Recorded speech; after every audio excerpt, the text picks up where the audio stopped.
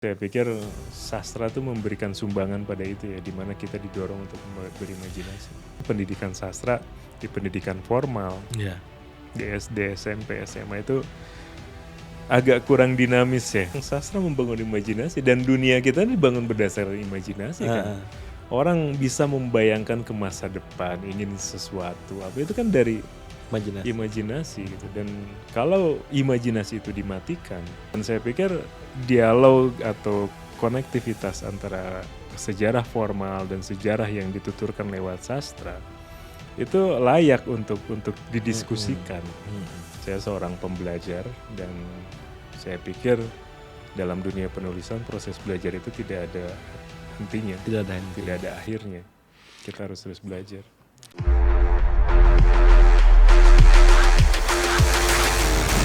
Halo sahabat OMB, obrolan Jumba.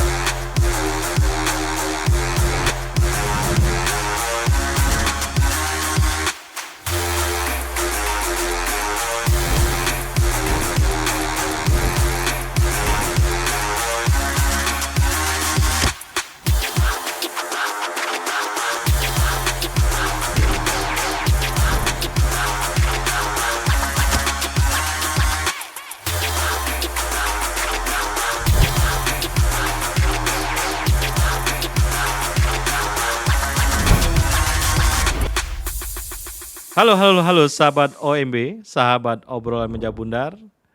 Hari ini hari yang santai dan kita bicara tentang masyarakat. Tapi masyarakat hari ini kita akan kaitan dengan sebuah hal-hal yang estetik, ya, yaitu berupa sastra dan kaitannya dengan masyarakat. Hari ini telah hadir Mas Zaki Yamami. Halo Mas Zaki. Halo. Ya, telah hadir. Nah, saya cerita sedikit, Mas Zaki ini udah menulis novel ya.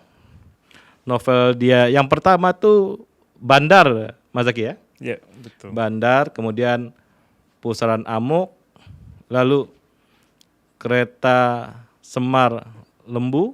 Oh, ini sebelum Kereta Semar Lembu ada Perjalanan Mustahil Samian dari Lisboa. Ini residen ya? Hasil residensi. Hasil residensi ya di Portugal. Di Portugal, ini hasil residensi Portugal, dan ini akan jadi trilogi. Akan menjadi trilogi gitu ya, dan kita akan menunggu nih Mas Zaki ya. Dan ini karya-karya Mas Zaki. Ada ini terakhir ya, Blues untuk Marcos ya, kumpulan tulisan ya, tak lekang waktu, Blues untuk Marcos. Kalau ini kumpulan tulisan ada lagi? Esai ya, ini untuk pertama kali. Untuk pertama kali dan ya. Mungkin satu-satunya. Ini ya, dan Mas Zaki ini dia melakukan kontemplasi perenungan gitu ya di Kanayakan ya. Juga ada warung kopi di situ, Daily Coffee ya. Daily Routine Coffee. Daily Routine Coffee. Jadi kita bisa nongkrong juga di Daily Routine Coffee. Tempatnya enak, depan Asrama Putri ya, Asrama Putri ITB ya. Kalau nggak kalau mau ngincar boleh tuh ya, ngincar di situ ditungguin di situ ya. Nah itu menarik. Oke, kita akan ngobrol. Tentunya diawali Mas Zaki ya, yang sangat pingin banyak teman-teman atau sahabat-sahabat obrolan meja bundar pingin tahu tuh proses kreativitas Mas Zaki. Tadi Mas Zaki udah cerita sedikit, 2 jam pagi, 2 jam malam. Nah, ini gimana Mas Zaki? Kita pingin sedikit inilah. Ya sebetulnya susah gampang nih menulisnya. sangat bergantung mood sebetulnya gitu menulis. Gitu ya.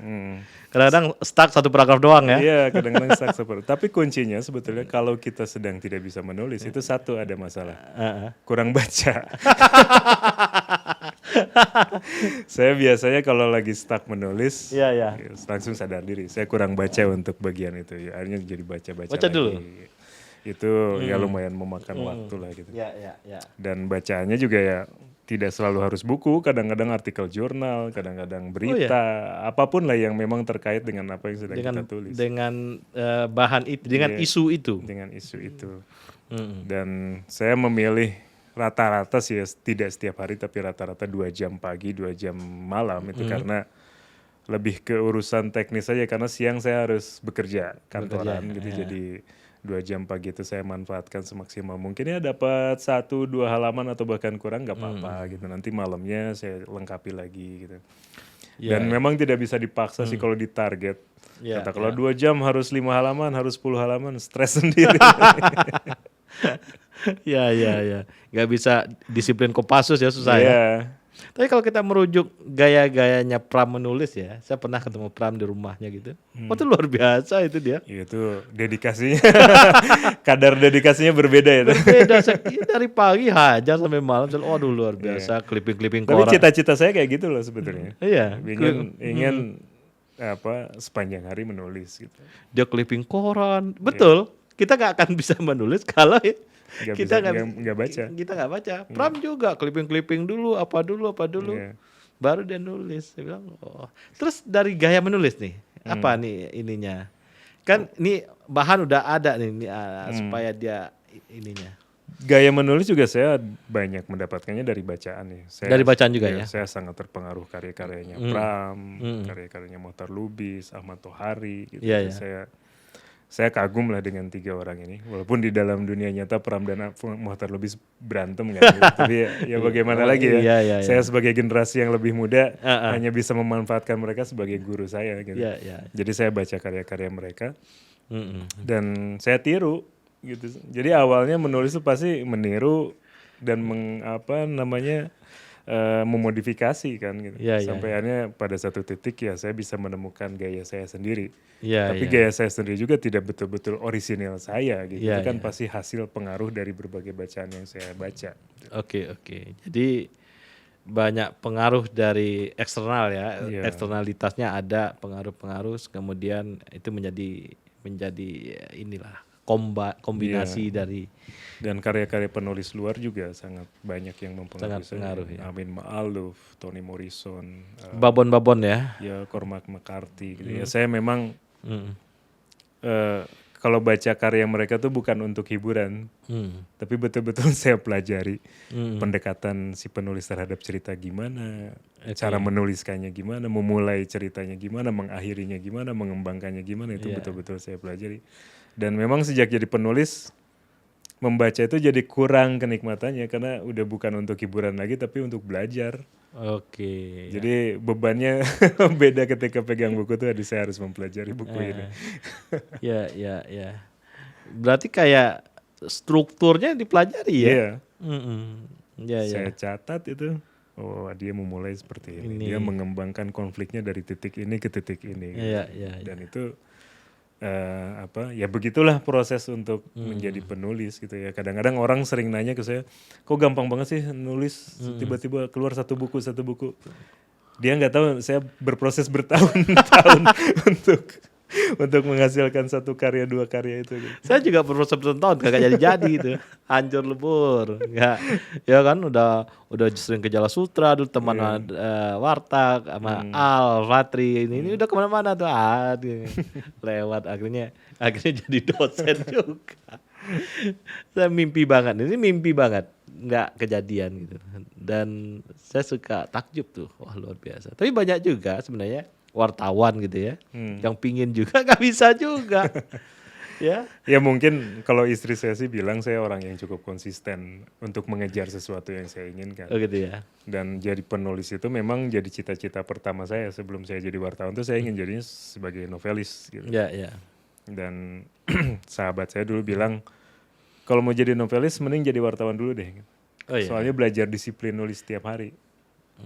Nah dari situlah memang salah satu manfaat saya jadi wartawan itu. Punya disiplin jadinya. Lele Kudori cerita itu dia untuk menjadi penulis ya wartawan. Nah di situ dia dapat disiplinnya. Memang terasa betul kalau saya tidak menjalani pekerjaan sebagai wartawan, rasanya saya nggak mungkin dapat disiplin sekuat itu. Gitu. Satu disiplinnya, setting sosialnya juga dapat. Ya, karena kita bertemu orang, melihat situasi dan lain-lain. Tuntutan pekerjaan kan awalnya. Dimarahin senior. Iya. Ya kan? Ini apaan nih, sampah atau sampah, berita apa ini gitu kan. Jadi mentalnya jadi tertempa lah untuk hal seperti itu. Nah, Lela tuh dia dari Bang Karni malah ininya. Oh, gini ya gitu loh. Tertempa ya karena Iya, sebagai apa? Sebagai wartawan gitu dia iya, dia muncul dan dia lagi bagus nih sekarang nih ya. iya, sangat moncer sekarang. Moncer dia, aku lihat aduh. Ya luar biasa ya Ya, penulis senior Leila Chudori masih diminati oleh pembaca muda gitu. ya, ya. Saya tidak bisa membayangkan diri saya masih Mm, dibaca oleh generasi nanti gitu. ya. Itu sebuah berkah kalau menurut saya itu. Oke, oke. Dan juga mungkin hasil dari proses bertahun-tahun ya menulis. Jadi kita berharap di ini ya, trilogi ini ya. Ya. Mudah-mudahan, amin. Mudah-mudahan ada umur dan rezekinya nih. Dan ya ini setting masyarakatnya gimana nih Mas Zaki ini? Saya itu ada perkembangan pola ya gitu ya. Dua novel saya yang pertama itu sangat realis. Eh, apa memotret kondisi sosial masyarakat gitu, kemudian sangat realis lah problem-problem sosial yang muncul gitu. Tapi kemudian saya jadi bosan dengan hal itu. Karena ya pekerjaan saya menulis sebagai wartawan, menulis fakta gitu kan. Terus kemudian ketika menulis novel banyak apa ya realisme yang muncul juga kan banyak berdasarkan fakta gitu. Akhirnya saya merasa cerita novel saya masih kurang imajinatif dibanding kenyataan itu sendiri, masih kurang aneh bahkan dibanding kenyataan itu sendiri. Akhirnya ya saya mencoba gaya lain lah gitu yang lebih imajinatif. Dan akhirnya terbitlah buku Perjalanan Mustahil Samyam dari Lisboa dan Kereta Semerlembu itu. Perjalanan Mustahil Samyam dari Lisboa memberi ruang saya yang cukup luas untuk berimajinasi karena saya mengambil setting abad 16 di Portugal. Dan di Batavia ya, ada Batavianya saya lihat. Ya kalau yang ini di Batavia, Jawa lah kalau yang Kereta Semerlembu. Dan itu ya saya ingin membebaskan diri saya saja untuk lebih luas berimajinasi karena saya pikir nilai penting dari sebuah novel, dari sebuah kisah fiksi itu adalah imajinasinya. Bagaimana si penulis bisa mengembangkan imajinasi itu dan bisa terasa dekat gitu dengan pembacanya. Nah ini dari gaya tentu genuine ya. Ini lebih dekat ke ada ininya ya, apa untuk babon-babon luar atau sastrawan besar. Ada sastrawan. Untuk buku pertama tuh pengaruh Pram sangat kuat sekali. Kuat, ya? Saya masih meniru-niru lah gitu. Buku kedua ya mungkin juga pengaruh Pram masih banyak gitu. Buku ketiga saya banyak mendapatkan referensi dari cara Amin Ma'ruf menulis, Susaku Endo dari Jepang. Terus kemudian Toni Morrison. Jadi saya mencoba mengelaborasi lebih banyak lagi. Kemudian buku Kereta Semerlembu pengaruh Ahmad Tohari sangat besar. Ya. Terus kemudian ada penulis Afrika Chinua Achebe sangat besar juga dalam pengembangan ceritanya. Ya gitulah. Jadi di setiap buku itu saya pasti terpengaruh oleh banyak bacaan. Dan saya biarkan diri saya terpengaruh karena bagaimanapun juga saya merasa sebagai penulis itu adalah seorang pembelajar yang tidak akan ada hentinya. Karena ketika kita berhenti belajar, berhenti membaca, ya matilah gitu kreativitas kita. Gitu. Jadi 2 jam ini kerja di TI ya? Bukan di Amnesty International. Oh sorry, TI itu transparansi ya, di Amnesty International sama Pak Usman berarti ya. Betul. Seru juga tuh. Jadi setting apa bandar banditnya dapat.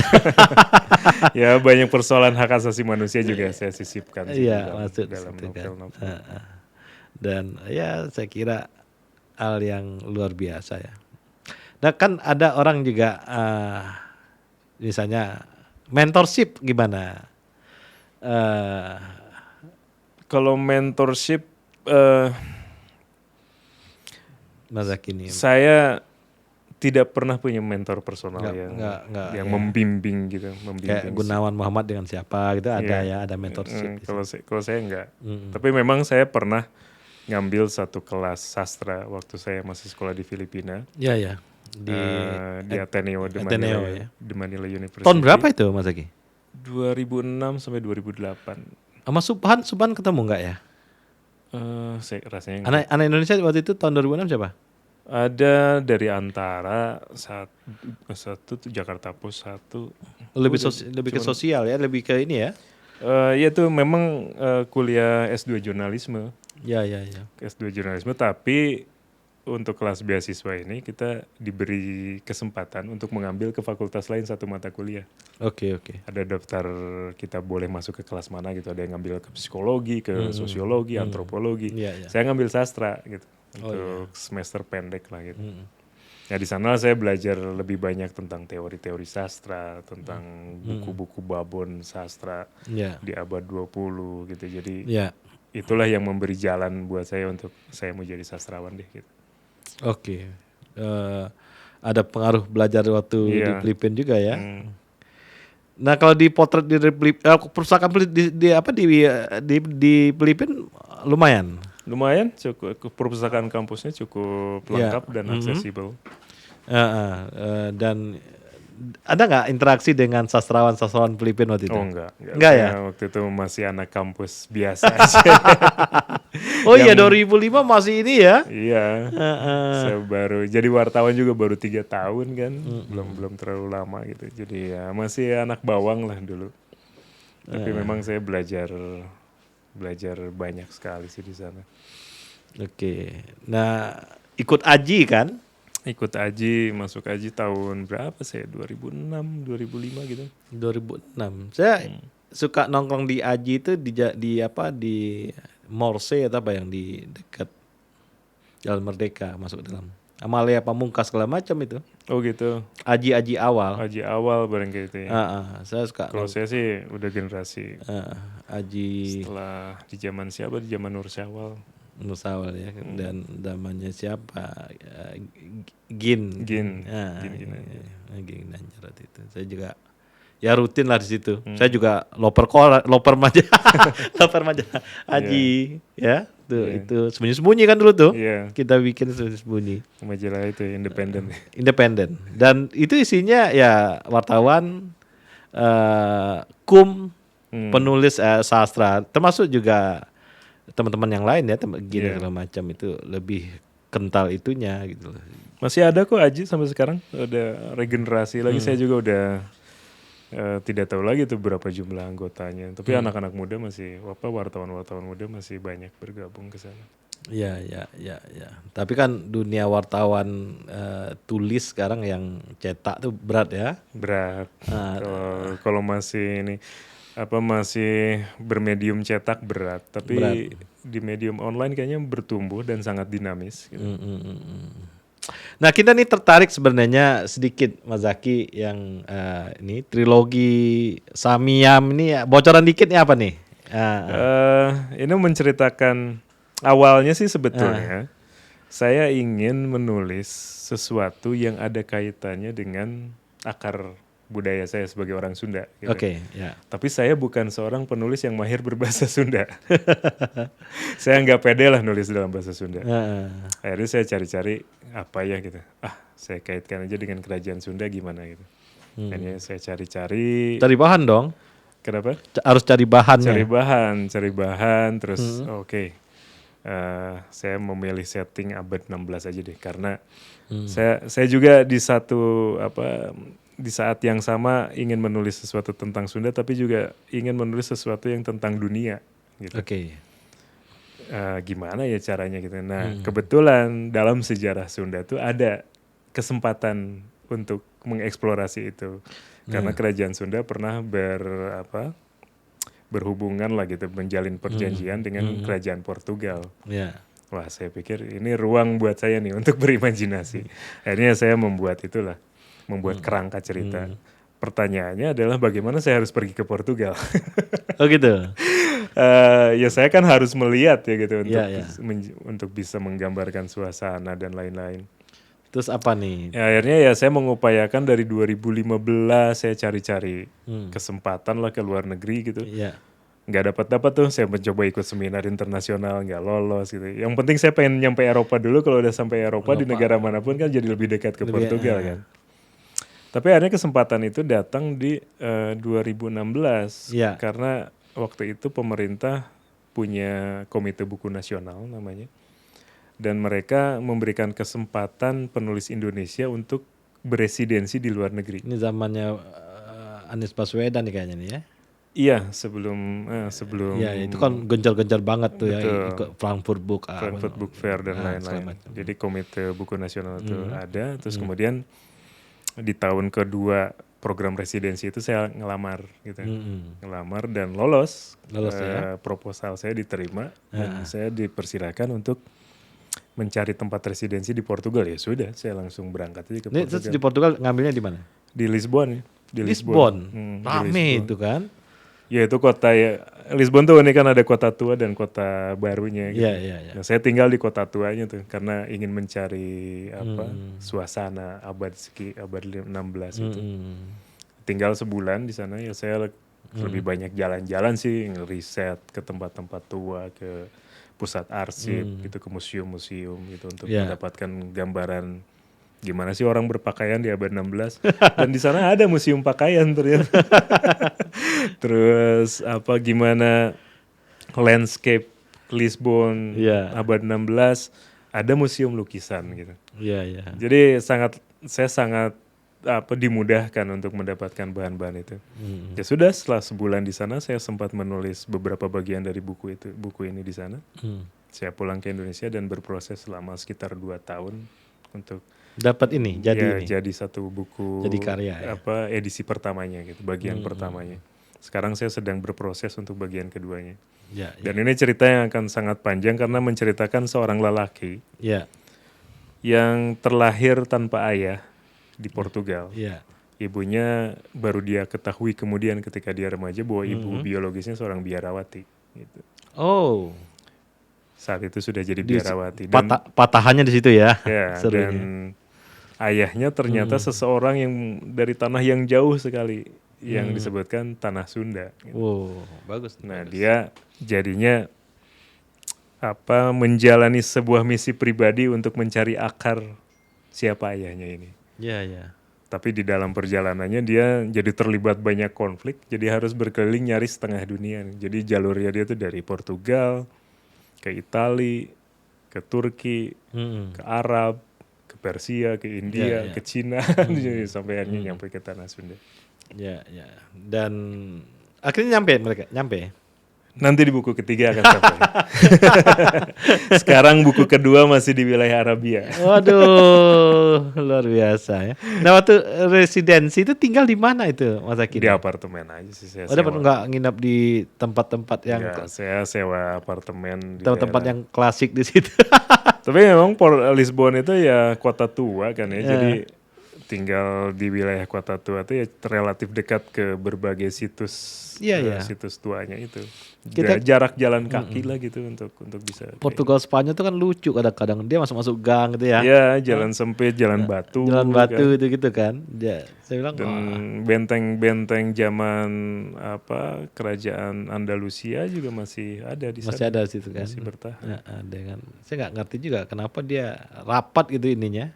Rumah-rumahnya rapat kan. Dan jalan-jalan kecil tapi bis bisa masuk gitu sampai ke atas bukit. Dan menarik dan untuk setting menarik ya. Iya. Setting tuh ininya menarik gitu ya.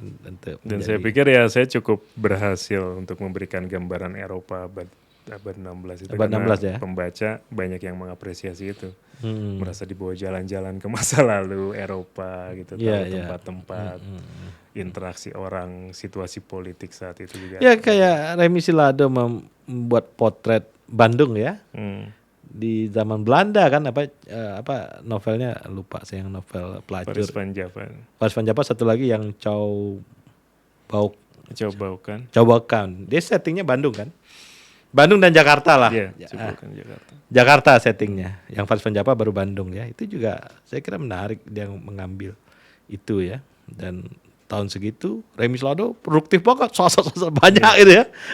Ya Remy Selado salah satu yang jadi panutan lah dalam produktivitas. sangat Sangat sangat banyak gitu ya. rajin dan energinya nggak habis-habis Gak ya. habis-habis dia, sangat banyak gitu ya. Dan tahun segitu dia saingnya nama Pram tuh. Pram juga aduh, yang lama-lama muncul lagi gitu ya di pasar buku luar Iya. biasa waktu tahun itu. Nah, apa pada dasarnya itu imajinasi kan? Iya. Sebuah novel itu memang katakanlah ada kebenaran di dalamnya tetap harus dibaca sebagai fiksi. Sebagai fiksi ya. Tidak bisa dia dijadikan acuan sejarah. Ya. Tapi mungkin dari novel bisa membangun minat untuk membaca sejarah lebih dalam. Ya, ya. Saya menggunakan banyak data, dokumen dan lain-lain untuk membangun cerita gitu. Tapi tidak berarti bahwa buku saya bisa dijadikan sebuah rujukan sejarah. Ya, ya, nggak bisa. Dia harus tetap dibaca sebagai imajinasi, sebagai fiksi. Tapi kalau misalnya orang jadi penasaran dengan fakta yang ada di dalam buku saya, dia silakan baca buku sejarah yang sesungguhnya. Gitu. Nah, kayak Lela Kudori 2 kali itu dia kan itu ya, yang satu yang peristiwa PKI ya, Iya. yang kedua orang-orang eksil, yang sekarang 98 ya, Iya. ya 98 PRD dan kawan-kawan lah. Hmm. Itu juga menarik. Artinya di situ ada nilai-nilai manusia, nilai-nilai masyarakat, ada konflik-konflik politik, Iya. percintaan dan konflik macam-macam ya, ekonomi yang marit apa segala macam itu menjadi sebuah dikonstruksi menjadi sebuah cerita. Tapi sebenarnya yang membangun jiwanya itu tetap imajinasi ya. Iya. Iya. Dan itu ada di Samyam dari Lisboa ya.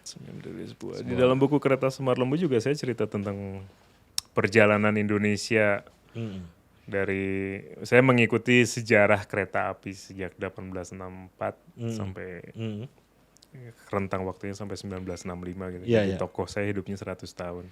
Oke. Ini lebih imajinatif lagi karena ya saya memadukan kisah mitologi Jawa dengan adanya Semar, Gareng, Petruk gitu. Bagong. Terus Yeah. kemudian pertemuan si Semar Lembu ini dengan tokoh-tokoh sejarah dengan Yeah. Soekarno, Tan Malaka, Semaun, Sniflet dan lain-lain. Oh, ada Sneflit nih. Ada. Saya ramu ceritanya, cuman banyak pembaca bilang ini tokoh-tokoh sejarahnya tidak digali lebih dalam. Ya saya memang tidak sedang menulis tokoh sejarah. Saya justru sedang membalik. Kan kalau di dalam buku-buku sejarah yang muncul tokoh-tokoh besar itu. Iya. Di dalam buku saya yang jadi tokoh adalah tokoh saya sendiri, si Semar Lembu ini. Iya, iya. Tokoh-tokoh sejarah menjadi dulu ke belakang, mereka hanya jadi latar. Iya, iya. Saya ingin pembaca yang menikmati kisah si Semar Lembunya, bukan menikmati kisah Soekarno, Tan Malaka dan lain-lain. Ya karena saya sedang menghadirkan sejarah dari sisi orang yang biasa gitu, orang yang tidak melakukan gerakan pembaruan atau apapun itu gitu. Yeah. Tapi bagaimana orang yang menyaksikan itu menginterpretasi segala perubahan yang terjadi di Nusantara di Jawa dalam 100 tahun itu. Ya.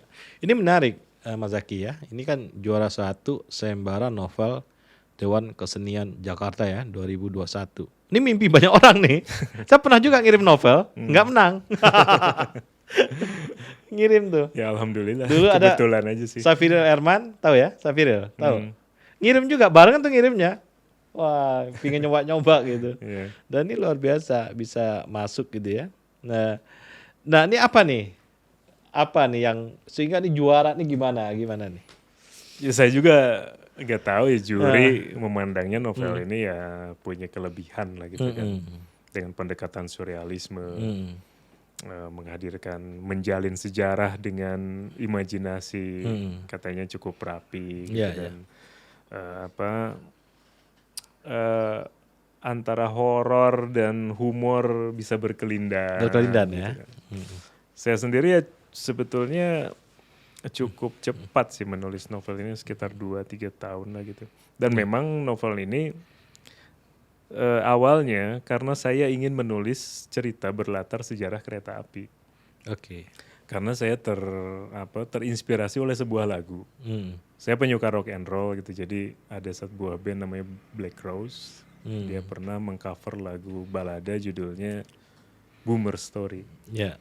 Boomer Story ini bercerita tentang seorang lelaki bernama Boomer di Amerika Ya. yang melakukan perjalanan dari utara ke selatan, barat ke timur dengan kereta tanpa bayar sepeser pun, numpang aja gitu dia. Iya. Dan dia meminta untuk dikuburkan di rel kereta api ketika dia mati agar dia bisa mendengar kereta lewat.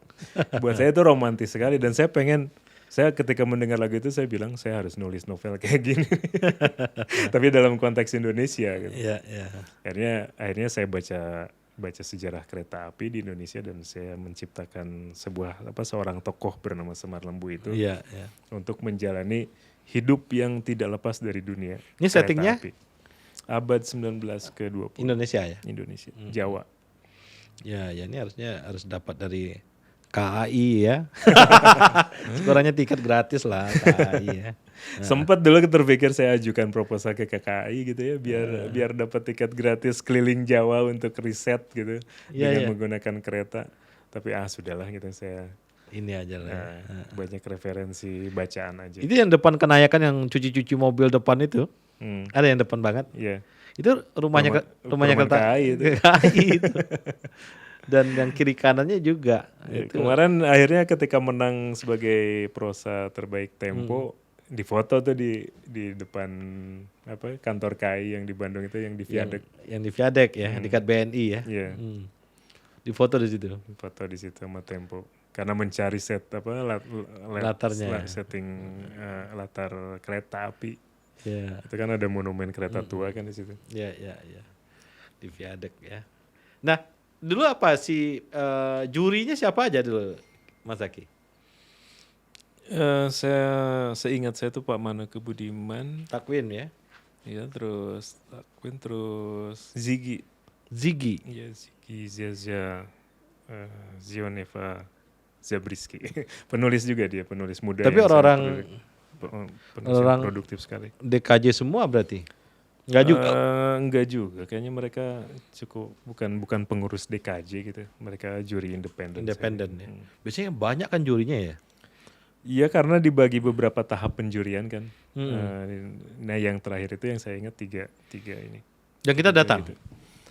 Apanya? Kita datang nggak ke situ nggak? Enggak, waktu itu masih pandemi kan. Jadi diumumkan secara biasanya online. Kita datang. Biasanya dibikin acara. Oh gitu. Dibikin acara pembacaan pemenang kan. Pemenang ya. Jadi karena kemarin pandemi jadinya ya via Zoom. Oh iya, dan ini pandeminya masih puncak ya? Iya, tahun 2021. Masih Delta ya. Lagi ramai lagi kan saat itu, lagi naik lagi setelah tahun baru tuh. Iya, dan ya nggak bisa lah ya waktu itu ya. Saya pikir itu jurinya itu ini sastrawan senior gitu. Yang tidak selalu sih, tapi ada sastrawannya gitu, ada akademisi, ada akademisi, ada kritikus. Ini apa ininya dari masyarakat ya, termasuk juga review ini apa? Walaupun banyak sih review saya temukan di Twitter, di Instagram gitu ya. Alhamdulillah sebagian besar ini ya puas dengan novel ini. Sebagian kecil ada yang merasa terlalu imajinatif ceritanya. Oh ya. Karena ya biasanya karena mereka sukanya karya yang realisme gitu gayanya. Ini selera kita apa sebenarnya, Mas Zaki? Seleranya kebanyakan orang Indonesia lah. Ya beragam sih ya, beragam. Cuman saya nggak bisa menceritakan sebagian besar masyarakat kita punya selera seperti apa gitu. Karena saya juga cukup kaget ketika buku ini menang terus kemudian di launch, sambutan pasar cukup bagus gitu. Tadinya saya berpikir buku yang dikategorikan sastra biasanya agak berat gitu. Walaupun menang sayembara kadang-kadang berat. Iya. Tapi ternyata cukup bagus. Gitu. Banyak yang mereview dan banyak anak muda juga yang menyukainya gitu. Jadi saya pikir ini kayaknya ketimpa Malela kayaknya nih. Tapi ciri-cirinya dia bagus itu udah mulai orang malsu-malsuin. Dibajak kan. Buku saya belum, alhamdulillah. Bukunya Lela banyak itu. Waduh, dibajak mana-mana. Ya, walaupun sudah dibajak tetap cetak ulang sampai berapa? 60 kali lebih kali ya cetak Iya, ulangnya iya. buku Balela ini. Mbak Lela ini luar biasa sebenarnya. Aduh, iya. Dan anaknya juga jadi film, juga. penulis juga ya. Iya, Ren Kudori. Nah, dari komunitas sastra Bandung gimana nih, Mas Zaki? Potret interaksi community gitu? Ya saya kenal beberapa komunitas, beberapa personal gitu. Ya. Tapi saya sendiri tidak melihat diri saya sebagai orang yang cukup bergaul Iya, iya. di lingkungan komunitas sastra gitu. Tapi saya pikir sih kalau saya perhatikan aktivitas mereka itu sangat aktif sih ya, beberapa saya perhatikan.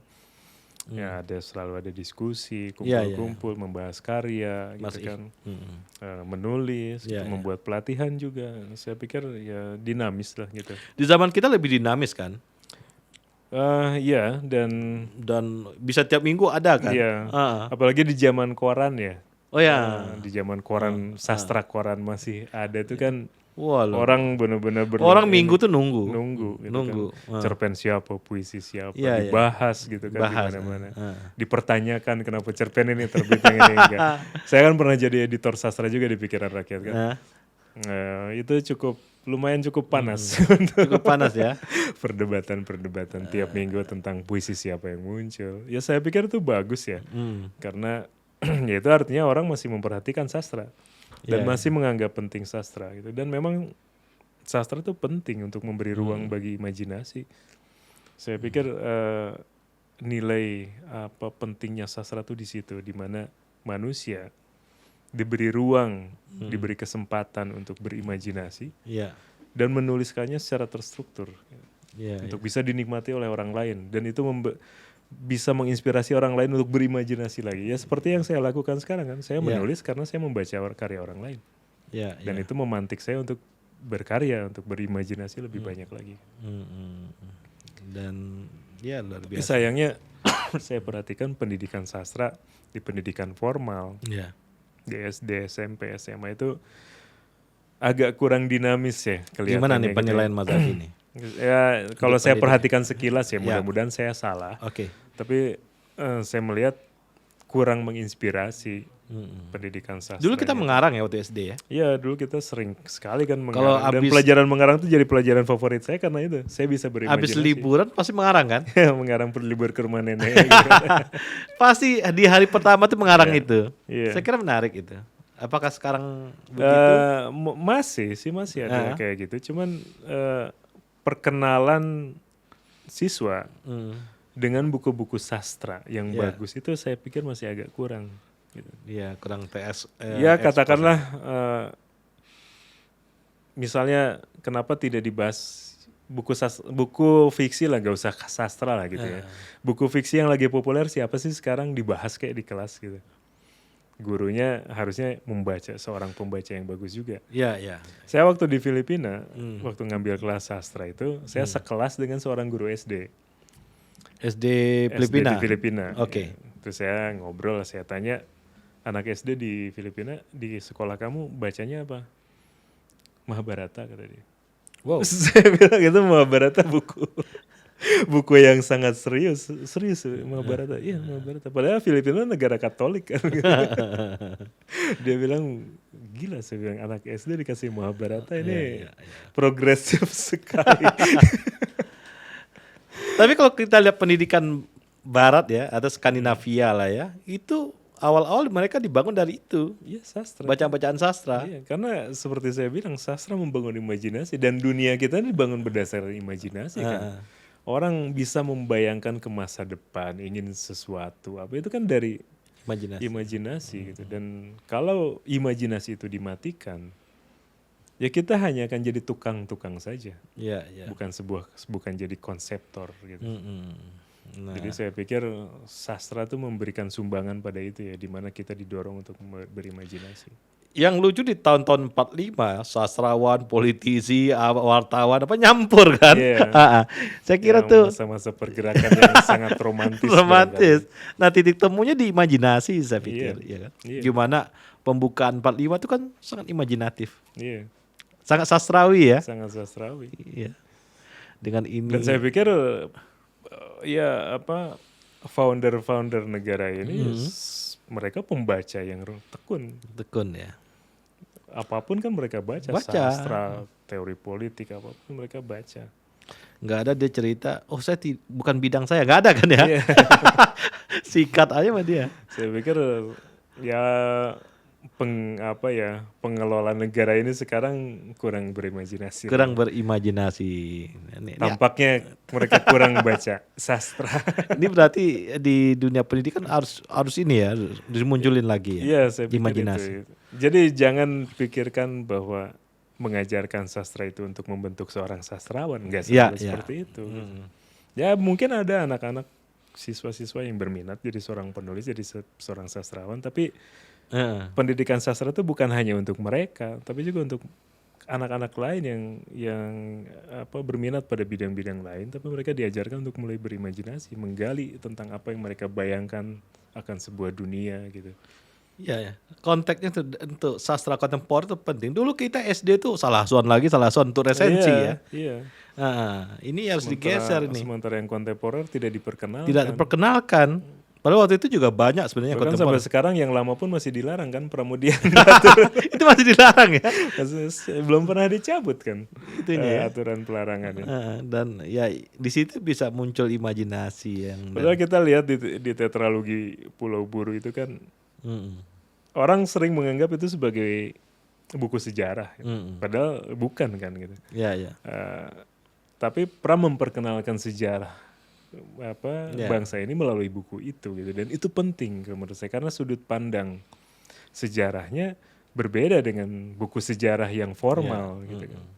Dan saya pikir dialog atau konektivitas antara sejarah formal dan sejarah yang dituturkan lewat sastra itu layak untuk didiskusikan gitu. Sehingga ruang-ruang pemikiran atau ruang berbagai kemungkinan dalam sejarah itu bisa dibuka lebih luas lagi dan memperkaya kan akhirnya gitu, memperkaya pikiran. Nah, di Indonesia tuh selalu ada ledak-ledakan baru. Saya ingat ledakan Laskar Pelangi meledak ya, tas gitu ya, dan laris ya. Terelie meledak juga. Terelie meledak gitu ya. Ayu Utami gitu ya. Nah, ini yang Bandung harus Zaki nih, Bandung nih rada defisit saya lihat nih. Ya ada Dewi Lestari kan dari Bandung. Dewi Lestari ada ya. Supernova ya. Supernova kan meledak juga ya. Barengan dengan samannya Ayu Utami kan dulu. Enggak, yang menang Sembara baru nih. Itu gimana membedakannya Mas Zaki? Ini sastrawi, ini saya sendiri nggak tahu ya. Itu tugasnya para kritikus sebenarnya. Kalau saya sendiri sebagai penulis ya saya hanya berpikir udahlah, saya berkarya saja. Apakah buku saya dikategorikan sebagai sastra atau bukan? Ya silakan para kritikus saja yang, dan penting ya kerja kritikus sastra itu sangat penting juga untuk dia feedback dia. Ya, memberikan feedback buat para penulis dan juga memberikan jembatan antara penulis dengan pembaca tentang memahami sebuah karya. Ya. Dan kayaknya kita juga punya krisis kritikus juga ya, nggak banyak yang bermunculan. Sastrawan kita yang pernah dapat yang tinggi, yang bagus ya kayak Ramon Maksasa itu Mukhtar Lubis dan Pramudia baru 2 ya. Yang lebih tinggi lagi yang dunia apa? Pernah ya? Lela dapat ya? Pernah? Belum ya? Lela belum. Eka Kurniawan sih. Eka ya. Eka Kurniawan kan Eka juga meledak itu. Eka. Ya kan. Saya sering diperbandingkan dengan Eka ini kayak. Kenapa diperbandingkan? Ya dalam gayanya diperbandingkan. Ya saya mengagumi Eka sebagai sosok penulis yang berjuang untuk untuk bisa membuat karyanya bagus, terus diterima publik, diterima dunia internasional. Eka 15 bahasa udah ya? Iya, kalau udah belasan bahasa. Belasan bahasa dia tuh Eka itu. Iya. Cuman saya sendiri sebetulnya belum membaca karya Eka secara utuh. Gitu. Saya agak menghindari membaca penulis Indonesia yang kontemporer. Karena terpengaruh kan? Iya, saya karena saya ingin jadi penulis gitu. Jadi saya mencoba membaca yang babon-babonnya dulu deh gitu. Iya. agar saya bisa belajar langsung dari karya-karya mereka, bukan belajar dari interpretasi atas Saya selalu karya-karya mereka. tergila-gila ya. Siapa yang dapat Nobel sastra? Saya selalu langsung cari tuh, Mas Zaki itu. Yang Karena kemarin tuh perempuan dari Prancis. saya pengen tahu gayanya sebenarnya, gayanya gimana sih gitu ya. Hmm. Gaya nulisnya gitu Iya. ya. Kalau kita kan dulu Hemingway ya. Wah, ini Hemingway. gayanya dan gaya-gaya Jepang juga seru ya. Seru, saya suka. Tapi yang paling berpengaruh tuh ya buat saya Susaku Endo sih, karena Susaku Endo sangat personal gitu ada tulisannya itu dan menggigit banget, gripping gitu. Gripping ya, dan yang babon-babon tuh penting ya. Jadi ada dulu orang nanya, gimana? Lu baca semua tuh babon-babon, baca abis baru lu mulai berkarya. Iya. Dan saya sendiri merasa masih kurang bacaan Itu juga saya. kurang. Masih kurang bacaan saya. Untuk Saya menguasai babon-babon itu. masih terus berproses belajar. Jadi kemarin juga sempat ada yang tanya, apakah ini akan jadi gaya kamu yang akan berlanjut seterusnya? Gitu. Saya bilang enggak, saya masih berproses. Berproses ya. Saya seorang pembelajar dan saya pikir dalam dunia penulisan proses belajar itu tidak ada hentinya. Tidak ada hentinya. Tidak ada akhirnya. Kita harus terus belajar. Nah, sasa-sasa yang babon yang dapat Nobel itu kan kadang lucu-lucu ya, pemalu orangnya apa-apa. Jadi backgroundnya itu saya lihat, wah seru juga ya. Saya pernah waktu di Filipina tuh dikasih tugas membaca Ulysses karya James Joyce. Aduh itu frustasi itu. Kenapa? Susah bacanya karena James Joyce itu sangat eksperimental tulisannya. Tebalnya hampir 1000 halaman kalau nggak salah novelnya. Dan disuruh menulis esai tentang itu. Aduh, udah hampir nangis ya, gimana ya memahaminya gitu. Itu dosennya apa? Bule Filipin? Orang Filipina. Orang Filipin ya? Tapi dia tuh kosannya, itu tetanggaan sama saya. Oh gitu. Jadi kamar kos saya dan kamar kos dosen itu sebelahan. Dan saya tahu dia pembaca yang lahap tekun sekali. Dan dia alumni alumni dari Ateneo juga. Ateneo ya. Saya dulu Ateneo tuh sering ketemu ya, aktivis-aktivis NGO Ateneo. Wah banyak banget tuh, seluruh dunia dia ada Ateneo itu. Saya ketemu di Bali, ketemu di sini, Ateneo lagi. Wah luar biasa. Karena sarangnya NGO tuh di situ. Iya gerakan, karena ya kayak ITB dengan Soekarno, Ateneo tuh kan lekat dengan Ramon. Bukan. Siapa pendirinya itu kok saya tiba-tiba lupa. Bukan pendirinya. Kok saya lupa si orang ini. Orang NGO ya, aktif. Bukan, dia disebut bapak kemerdekaannya Filipina tahun 1800 itu. Aduh lupa. Ya saya tadi ingat tiba-tiba menghilang namanya. Namanya sangat tidak Filipin kan? Ya nama-nama Spanyol. Iya. Jose Rizal. Jose Rizal. Ya kan Jose Rizal lulusan Ateneo. Ateneo ya. Iya. Dan itu. Dan saya dulu mikirnya kan kayak UI kita ini ada di Filipina ada juga kan? Iya, ada University of Philippines. Ternyata Ateneo. Ketemu sini. Wah, ini ya merajai ya. NGO internasional tuh mereka merajai. Terutama Asia ya. Itu mereka itu. Banyak lulusan Saya pikir Ateneo. Ini kayaknya kuat di sosial atau sosial kuatnya ya. Ya mereka ya kalau di Filipinanya sih yang terkenalnya sekolah ekonominya sih, sekolah bisnis dan ekonomi. Oh, ekonominya malah yang terkenal. Tapi sosiologi, antropologinya juga kuat sih di Ateneo. Kemudian komunitas-komunitas internasional nih gimana? Ya. Mas Zaki. Udah mulai nih diundang sana diundang sini? Belum. Belum. Ya ingin sih. Tapi belum lah. Saya pikir buku karya-karya saya masih harus tahap demi tahap. Orang dulu tuh enaknya ada Ford Foundation ya, PS Rendra ke Eropa. Saya sempat diikutkan di Frankfurt Book Fair gitu, untuk mempromosikan 2 novel saya. Yang pertama kan Bandar dan Pusara Namuk. Tapi ya belum ada rezekinya untuk mendapatkan perhatian dunia internasional. Ya saya berharap ya mungkin Kereta Semar Lembu satu hari nanti dapat perhatian. Dan dulu siapa Putu Wijaya di Jepang ya lama setahun ya. Wes Rendra lama di Amerika ya. Iya di Amerika. Amerika ada ini Gunawan juga pernah. Nah, itu asik tuh sebenarnya untuk untuk lebih menggali itu ya. Dan Saya juga sekarang lagi tertarik untuk ikut residensi lagi sih, cuman pekerjaan kantoran agak susah ditinggalkan lama-lama kayaknya. di kantoran itu problemnya ya. Makanya kayak warteg itu kan. Dulu saya residensi di Portugal karena sedang tidak jadi karyawan siapapun.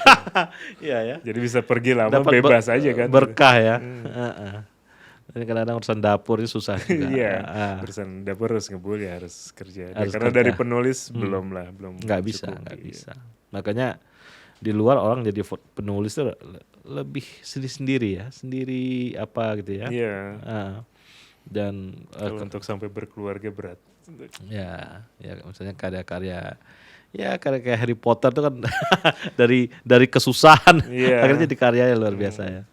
Nah itu yang menjadi Itu hal yang bisa penting. dikategorikan ya beruntung barangkali ya.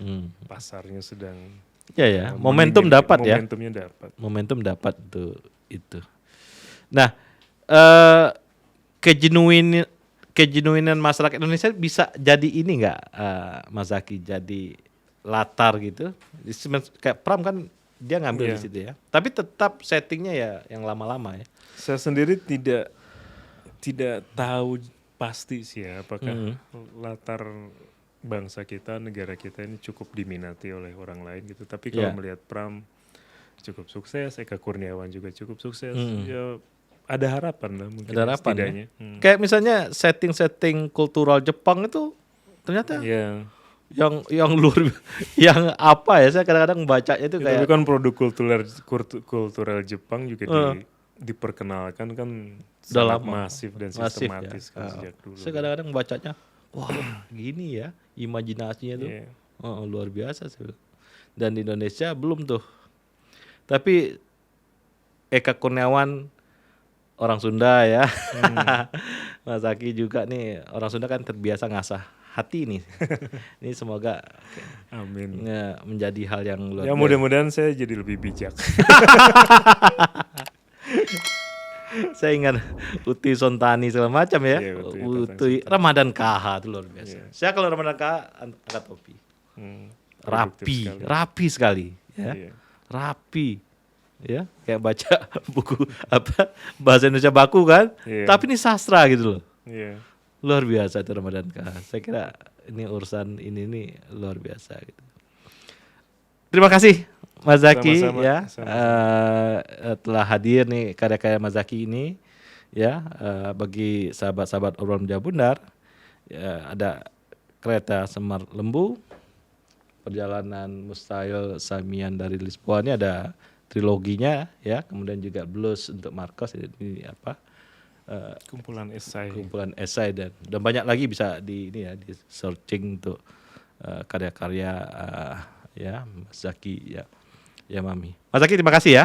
Sama-sama. Sahabat OMB, sahabat obrolan Meja Bundar, inilah Zaki Yamami. Terima kasih.